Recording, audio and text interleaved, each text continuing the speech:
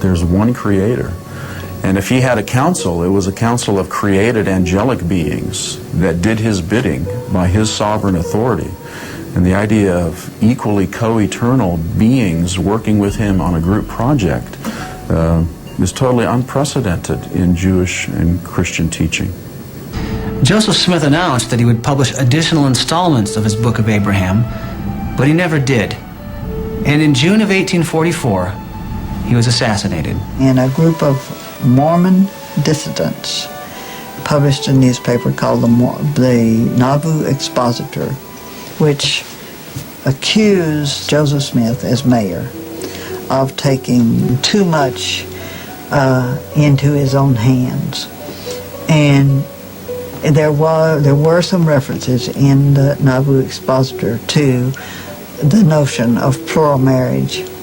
And so as mayor, he sent the constabulary to destroy the newspaper. And the governor brought him into Carthage, Illinois, and put him in jail.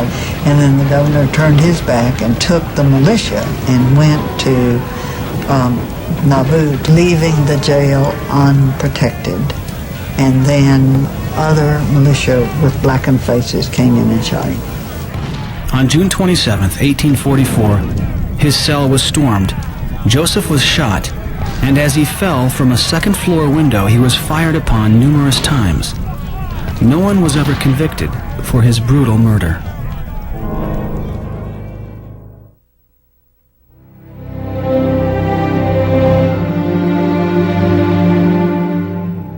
In 1846, under the leadership of Brigham Young, the Mormons made their historic trek from Nauvoo to the Great Salt Lake Valley.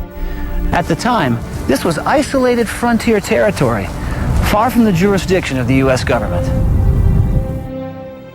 And though Joseph Smith was no longer leading the Mormons, his Book of Mormon, Doctrine and Covenants, and Pearl of Great Price, including the Book of Abraham, all became canon, inspired scriptures on par with the Old and New Testaments of the Bible.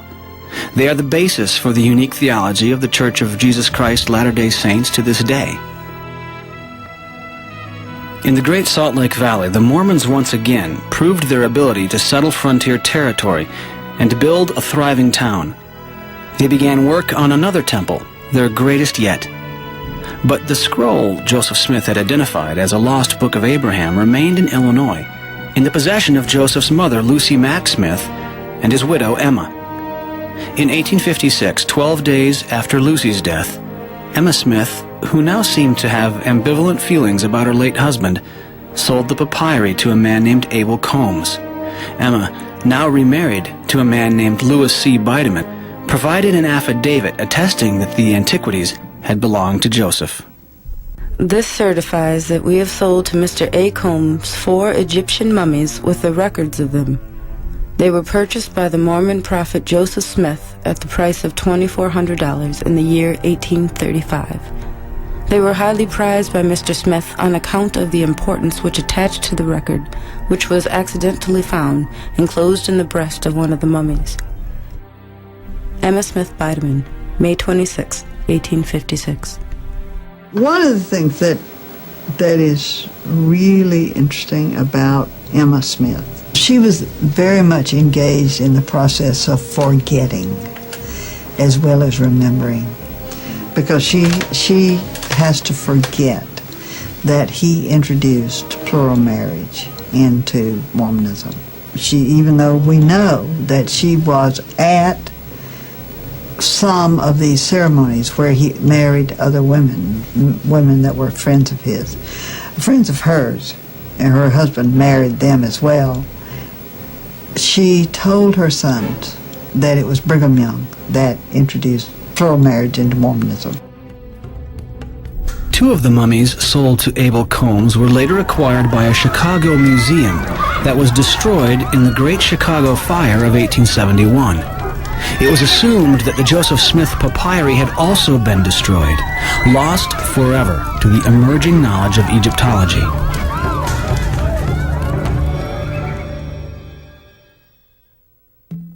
From early on, non-Mormons were dubious of Joseph's claim to have recovered a book written by Abraham 2,000 years before Christ and lost for nearly 4,000 years. A man named William West, who visited the Mormons in Kirtland and viewed Joseph Smith's Egyptian scrolls, expressed his doubts in an 1837 pamphlet. Is it possible that a record written by Abraham containing the most important revelations that God ever gave to man should be entirely lost by the tenacious Israelites and preserved by the unbelieving Egyptians, and by them embalmed and deposited in the catacombs with an Egyptian priest? I venture to say no. It is not possible. It is more likely that the records are Egyptian. In 1859, a French Egyptologist named Théodule de Verrier provided the first scholarly evaluation of the Book of Abraham. The focus of de Verrier's critique was 3 illustrations or facsimiles that Joseph Smith copied from the Egyptian scrolls and published as part of his Book of Abraham. Below each of the facsimiles, Joseph provided his explanations of their meanings. According to Joseph, facsimile 1 depicts an idolatrous priest about to slay Abraham on an altar. The scene is specifically referred to in the text of the book itself. And it came to pass that the priests laid violence upon me, that they might slay me also, as they did those virgins upon this altar. And that you may have a knowledge of this altar, I will refer you to the representation at the commencement of this record. Book of Abraham, chapter 1, verse 12.